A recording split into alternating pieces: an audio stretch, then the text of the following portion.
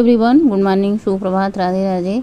और नाग पंचमी की आप सभी को ढेर सारी शुभकामनाएं। चलिए शुरू करते हैं। आज नाग पंचमी है, नाग पंचमी ब्लॉग। तो नाग पंचमी के दिन हमारे यहाँ घुघनी बनती है और चना दाल के पराठे बनते हैं, साथ में छोले वगैरह कुछ बनते हैं। मतलब घुघनी टाइप में चना मटर की रेसिपी ज़्यादा बनती है। चाहे आप घुघनी बनाओ, चाहे चना दाल की पूड़ी बनाओ, चाहे छोले बनाओ, चाहे उसकी सब्ज़ी बनाओ। तो यहाँ पे मैं तैयारी कर रही हूँ दाल के पराठे। हमारे घर में बड़े ही चाव से बच्चे भी बहुत पसंद करते हैं। तो चना दाल मैंने रात में भिगो दिया था। इसमें मैंने डाला हल्दी, नमक, लहसुन, हरी मिर्ची, जीरा, हल्दी पाउडर। तो इन सबको डालने के बाद इसमें थोड़ा सा पानी डालेंगे। वैसे तो ये कढ़ाई में भून करके बनाई जाती है, लेकिन जल्दीबाजी में अगर आपको जल्दी में बनाना है तो आप क्या करें, इस तरीके से कुकर में सब कुछ डालने के बाद आप इसमें थोड़ा सा पानी डालिए। तो ये छोटी गिलासी है, 1.5 गिलासी पानी डालिए। आप कप से 1 से 1.5 कप पानी डालिए। इससे आपका दाल बहुत अच्छे से पक जाएगा और बहुत ज़्यादा पानी गीला गीला नहीं होगा। तो बस इसमें लगाते हैं ढक्कन। इसमें 3 सीटी लगाते हैं। 3 सीटी लगाने के बाद 5 मिनट तक इसको धीमे धीमे पकने देते हैं। फिर आप इसको गैस को बंद कर दीजिए, प्रेशर को अपने आप निकलने दीजिए। कोई तीज हो, कोई त्यौहार हो, मतलब रूटीन तो अपने आप से वही चलता है। तो बस मैंने दाल को सबसे पहले कुकर में सीटी लगने के लिए रख दिया था। सीटी आती रहेगी। बाकी सबसे पहले हम अपना 1 लीटर पानी फिनिश कर लेते हैं। आज तो कैलोरी ज़्यादा ही लेना है, मतलब पराठे रहेंगे, खीर रहेगी और मैं सब कुछ खाऊंगी क्योंकि त्यौहार है। त्यौहार की तरह मनाया जाए तो ज़्यादा अच्छा है। डाइट तो रोज़ होती रहती है, लेकिन फ़िलहाल कुछ चीज़ें ऐसी हैं जिसे हमें करना ही पड़ता है। तो पानी पियेंगे, उसके बाद झाड़ू पोछा लगाएंगे, फिर स्नान करेंगे। बाकी कुकिंग हम स्नान करने के बाद अपना करेंगे। आज मैंने हरी कलर की साड़ी निकाली है। साड़ी की मैं क्या ही बात करूँ, साड़ी पहनना मुझे बहुत अच्छा लगता है। लेकिन अब बात यह है ना कि सारे ब्लाउज इतने ढीले हैं। बाजू से तो ढीले नहीं होते, लेकिन पेट से बहुत ज़्यादा, मतलब कितना मैं बताऊं, 4 8 अंगुल दोनों तरफ से। अब 1 अंगुल भी ब्लाउज ढीला हो जाता है ना तो साड़ी पहनने का आनंद नहीं आता है। तो पहले तो मैंने ओपन पल्लू करके पहना था खूब, मतलब गर्मी बहुत ज़्यादा है, बारिश भी मतलब बाहर झिपिर झिपिर शुरू है। फिर उसके बाद मैंने पिन लगाया था, क्योंकि भाई खुले पल्लू में काम करना थोड़ा सा मुश्किल काम है और साड़ी पहनने की कुछ दिन से आदत भी छूट गई है। तो इसलिए थोड़ा सा ना मुश्किल लगता है। मतलब ब्लाउज फिटिंग का हो, कपड़े फिटिंग के होते हैं तभी पहनने का आनंद आता है। किचन में आने के बाद सबसे पहले मैंने दूध लिया है। दूध तो दिख ही रहा होगा आपको, यहाँ पे मैंने डाल दिया, उसमें इलायची पाउडर डाल दिया। दूध इतना ज़्यादा पतला होता है गाय का दूध, मतलब गाय का दूध, मलाई थोड़ी सी निकल जाए तो और भी पतला हो जाता है। तो पानी मैंने बस थोड़ा सा नाम मात्र का डाल दिया, जितना जल जाए। उसके बाद इलायची दूध खौलने के लिए रख दिया था। चावल को मैंने धुल करके फैला दिया था। उसके बाद क्या कहते हैं, इसको मतलब थोड़ा सा मिक्सी में चला लो ना, टुकड़े टुकड़े हो जाते हैं। इससे खीर थोड़ी सी गाढ़ी होती है और छोटे छोटे दाने खीर में बहुत अच्छे लगते हैं। उसके बाद मैंने प्याज और मिर्ची का पेस्ट पीस लिया है, क्योंकि अदरक लहसुन का पेस्ट मैं पीस करके रखी हूँ और मैं वही ऐड कर दूँगी, मतलब डाल दूँगी। सिर्फ टमाटर पीसना होता है और प्याज बहुत आसान है। पहले लहसुन भी छीलो, अदरक भी छीलो, तो बड़ा ताम झाम हो जाता था और बिल्कुल फ्रेश वैसा ही रहता है जैसा हम पहले दिन बनाते हैं। अदरक लहसुन का पेस्ट पहले तो मुझे ऐसा लग रहा था कि मतलब बना के रख देंगे। 1-2 बार मैंने और भी बनाया है, फिर मैंने सोचा चलो भाई बना के रख लेते हैं। सुबह सुबह बच्चों का स्कूल रहता है, कोई रेसिपी बनानी हो तो अदरक भी कूटो, लहसुन भी कूटो, तो इससे अच्छा है बना बनाया रखा है। ज़्यादा क्वांटिटी में ना बनाओ, 15-20 दिन के लिए बना लो, उसके बाद फिर से आप अपना नया बना लो। उसके बाद यहाँ पे दूध में उबाल आ चुका था तो मैंने चावल डाल करके से अच्छे से चला दिया। कढ़ाई में खीर बनाने की एक बात और होती है ना, ये कढ़ती है, जितना ज़्यादा कढ़ के मतलब गाढ़ा गाढ़ा कढ़ती है, किनारे किनारे से चलाते हैं ना तो बहुत अच्छे से मतलब स्वाद आता है। ऐसे लगता है ना कि खूब मीठा मतलब खूब पकाया हुआ है। दूसरी तरफ मैंने कढ़ाई चढ़ाई है। इसमें मैंने जीरा, कसूरी मेथी, तेज़पत्ता, हींग का तड़का देने के बाद प्याज, हरी मिर्च का पेस्ट मैंने ऐड कर दिया है। इसी के साथ साथ मैं इसको भूनने के साथ साथ मैं इसमें अदरक लहसुन का भी पेस्ट ऐड कर दूंगी, खूब अच्छे से भूनूंगी। और आज त्यौहार है, आज मैं कोई चाय चुगलाई नहीं करना चाहती हूँ इस ब्लॉग में। मैं सोचती हूँ ना सबकी सोच अच्छी हो, सब एक दूसरे के बारे में अच्छा सोचें, निगेटिव कोई किसी के बारे में ना सोचे, सब पॉजिटिव सोचें। लेकिन लोग ऐसे होते हैं ना, घर से घटिया टाइप के होते हैं कि मैं क्या ही बताऊं। लोग अपनी थाली में नहीं देखते, दूसरे की थाली में देखने आ जाते हैं। आज एक कमेंट ऐसा आया था ना कि मैंने देखा कि अभी भी आप मोटी लगती है। अरे मुझे नहीं पता मैं भाई कितनी मोटी हो गई हूँ कि लोगों को मैं मोटी ही लगती हूँ। कभी तो कह दो ना कि आप सही लगती हो, फिट लगती हो। मतलब 65-64 kg वज़न के लोग मोटे लगते हैं। फिर मैंने उनका ब्लॉग देखा, मैंने उनके बर्तन देखे, उनके कढ़ाई देखी। अरे मुरे माई, इतनी गंदे बर्तन, इतने गंदे कढ़ाई। मैंने कहा जिनकी खुद की थाली में छेद हुआ हो और दूसरे की थाली में छेद उनको बहुत ज़्यादा दिखाई देता है। मतलब अपने पे ध्यान नहीं देंगी, अपना किचन, अपना बर्तन, अपना सब कुछ साफ़ सफाई पे ध्यान नहीं देंगी, मोटी लग रही हो आप, ऐसा है।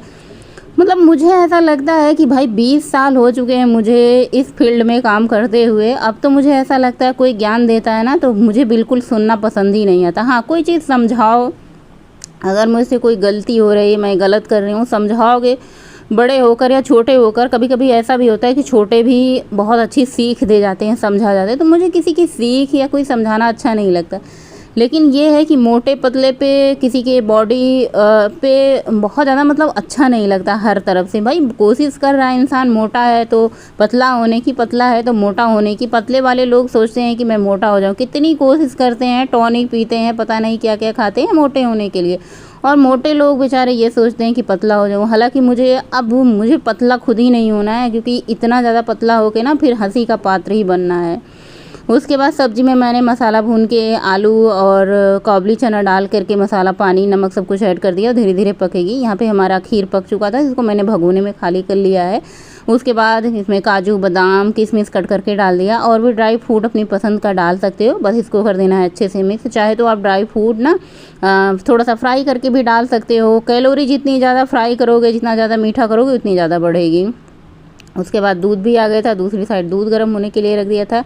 सब्जी हमारी पक चुकी थी तो धनिया की पत्ती ऐड कर दी। बहुत सिंपल तरीके से मैंने आज ब्लॉग बनाया है। मेरा हर ब्लॉग बहुत सिंपल होता है, बहुत ज़्यादा ताम झाम नहीं होता है कि भैया जो करते हैं वही दिखाएंगे ना। इतना ज़्यादा तो मतलब डेली डेली जैसे होता है ना कि बहुत सारे लोग इतना कुछ दिखाते हैं, तो भैया मुझे ऐसा लगता है ना मेरा सिंपल ही सब कुछ होता है। मैं बहुत ज़्यादा इतना दिखावा नहीं कर सकती। मतलब दिखावे के लिए क्या ही करना, मतलब एक होता है ना कि दिखावा 1 दिन का होता है, 2 दिन का होता है। अगर आपको डेली ब्लॉग शेयर करना होगा तो आप वही करोगे ना जो हो, आप सच में जो हो। उसके बाद यहाँ पे मैंने आटे में थोड़ा सा नमक, हल्दी डाल के गूँथा है, क्योंकि हल्दी डालने से ना पूड़ियाँ जो बनाएंगी पीली पीली लगेगी। और दाल को मैंने आधा पीसा मिक्सी के जार में, आधा दाल मैंने उठा करके रख दिया है। शाम को मैं पीसूँगी आराम से सिलबट्टे पर पीस करके, क्योंकि सुबह के टाइम कितना भी जल्दी करो ना तो टाइम लग ही जाता है पूजा पाठ में, फिर दूध लावा चढ़ाने में, फिर पूजा करने में। मैं बाहर तो नहीं जाती हूँ, लेकिन हाँ मंदिर में, यही मतलब जो घर का मंदिर है वहीं में चढ़ा देती हूँ। मैं बहुत कम, भाई घर के काम से फुर्सत मिले तब ना मैं बाहर जा पाऊँ। मंदिर वगैरह बहुत कम जाती हूँ, साल भर में एक बार तीजा पे चली जाती हूँ। बाकी जितनी भी पूजा पाठ मेरी होती है घर के मंदिर में होती है। उसके बाद मैंने छोटी छोटी लोइयाँ ले करके सबसे पहले दाल को भर करके मैंने 7-8 तैयार कर लिया, क्योंकि जब बच्चे खाना खाने बैठेंगे ना तो फटाफट से गर्मा गर्म पूड़ियाँ बनाती जाऊँगी और सेकती जाऊंगी। ऐसा होता है ना जब चूल्हा जल जाता है, तवे पे पड़ता जाता है ना, तो फिर वो बनाने में टाइम लगता है। आलू के पराठे तो फटाफट से बन जाते हैं, लेकिन दाल वाले पराठे थोड़े से ऐसे होता है ना कि दाल भरो तो बिखरने लग जाती है। लेकिन एक मतलब बना के पहले से तैयार करके रेडी करके रखे ना तो बेलने में भी और सेकने में दोनों में आसानी होती है। अभी ब्लाउज इतना ज़्यादा ढीला है, इतना ज़्यादा ढीला है कि अनकम्फर्टेबल लग रहा है। पिन मैंने 2 बार, मतलब आगे की साइड से जहाँ से बटन बंद करते हैं ना वहाँ से मैंने 2 पिन लगाई है टाइट करने के लिए। फिर भी देखिए ये साइड साइड से कितना ज़्यादा ढीला दिख रहा है। मतलब हाथ जहाँ मोटे आप लोगों को लग रहे थे, पहले ये पूरा जितना ब्लाउज है ना पूरा ऐसे फैट से, मांस से भरा रहता था। मतलब ये कहो कि शरीर में इतनी ज़्यादा मांस होती थी, मतलब इतने ज़्यादा मोटे होते थे, फैट होता था ना कि पूरा ब्लाउज टाइट होता था। जब टाइट ब्लाउज होता है ना तभी अच्छा लगता है फिटिंग का। फिलहाल मैंने पहन लिया है क्योंकि साल भर में त्यौहार एक ही बार आता है, हरा कलर, इसीलिए मैंने ख़रीद के रखा था कि मैं नागपंचमी हो या सावन हो तो पहनूंगी। आधा से ज़्यादा सावन तो बीत चुका था, फिर मैंने कहा चलो भाई आज नागपंचमी के दिन पहन लेते हैं, त्यौहार भी हो जाएगा, थोड़ा अलग लुक भी हो जाएगा। तो यहाँ पे गर्मा गर्म दाल के पराठे बन रहे थे, साथ में सब्जी और खीर बनी थी। चावल मैंने नहीं बनाया था क्योंकि मुझे पता था चावल कोई खाएगा ना, पराठे खाने के बाद सबका पेट फुल हो जाता तो फिर कोई नहीं खाता। तो यहाँ सबके खाने के बाद मैंने अपनी प्लेट लगा ली, एक ही पराठा लिया था। मुझे पता है ना एक से ज़्यादा मैं खा ही नहीं पाऊँगी, साथ में 1 कटोरी खीर है। अब सच बताऊँ, जहाँ पे मैं 3 पराठे 4 पराठे खा लेती थी, एक ही पराठे में मेरी भूख ऐसे मतलब लगता है पेट फुल हो गया है, मतलब बहुत ज़्यादा फुल हो गया, फुल से भी ज़्यादा, इसलिए मैंने 1 पराठे बनाए थे। और सच बताऊँ ना, पराठे इतने सॉफ्ट मुलायम बने थे, सब्जी का स्वाद मतलब कैसे बताऊँ, शब्द में बताना मुश्किल है, एकदम टिम। गर्मी इतनी ज़्यादा थी, बर्तन मतलब पूरे पिटारा भर चुके थे, इतने बर्तन लगे थे। आज मैंने सूट भी नहीं किया बर्तन धुलने का, क्योंकि मतलब मुझे लग रहा था कि कैसे मैं धुलूँ, कहाँ से शुरू करूँ, इतना किचन पूरा गंदा हो चुका था। फिर मुझे किचन साफ़ करने में, बर्तन साफ़ करने में 2 घंटे लगे थे। खाना खाने के बाद आज हैवी लिया था, उसके बाद थोड़ी देर आराम किया, एडिटिंग करी, उसके बाद शाम को वॉक पे निकल चुके थे। मैंने सोचा चलो थोड़ा सा वॉक कर आते हैं। मौसम भी आजकल बारिश वाला हुआ रहता है, वॉक करके समय से चले आओ तो अच्छी बात होती है। तो मैंने कहा चलो वॉक पे करते हैं। साड़ी पहन के बहुत ज़्यादा वॉक नहीं कर पाते क्योंकि पैर में होते हैं स्लीपर। चप्पल पहन के साड़ी पहन के बहुत ज़्यादा चला नहीं जाता, जैसे 5-6 किलोमीटर। अगर हम सूट पहन के जूता पहन के चले ना तो 6 किलोमीटर क्या 10-15 किलोमीटर भी चल लेते हैं अच्छे से, हमें दर्द नहीं होता। लेकिन साड़ी पहन के थोड़ी सी ज़्यादा दिक्कत हुई। तो आज की वीडियो आप लोगों को कैसी लगी ज़रूर कमेंट करके बताइएगा। और हाँ, भर भर के आप लोग मतलब कमेंट कीजिएगा। आज मुझे आप लोगों के लाइक और कमेंट की बेसब्री से इंतजार रहेगा। देखिए मैं बात ही कर रही थी कि बारिश की, और बारिश शुरू भी होगी। मौसम कितना ज़्यादा सुहावना है, ऐसे देख रहे हैं ना, जैसे घने घने जंगल बीच में, ऐसे इतना सुंदर लगता है ना जब हम टहलने जाते हैं कि मन ही नहीं होता। बारिश शुरू हो गई थी झिपिर झिपिर। उसके बाद हम लोग बैठे भी नहीं, घर चले आए। मैंने कहा चलो भाई भीगने से अच्छा है कि घर चले आते हैं। घर आकर के चाय बनाई बिटिया, मस्त चाय पी, पानी पी। उसके बाद रात में डिनर मैंने कुछ भी नहीं किया, दोपहर का ही डिनर किया था क्योंकि लौट के आए तो हम 7 बज चुके थे। 7 बजे फिर मैंने डिनर नहीं किया। एंड करते हैं, मिलते हैं नए ब्लॉग में। तब तक के लिए बाय, गुड नाइट, शुभ रात्रि, थैंक्स फॉर वॉचिंग। स्वस्थ रहें, मस्त रहें, खुश रहें।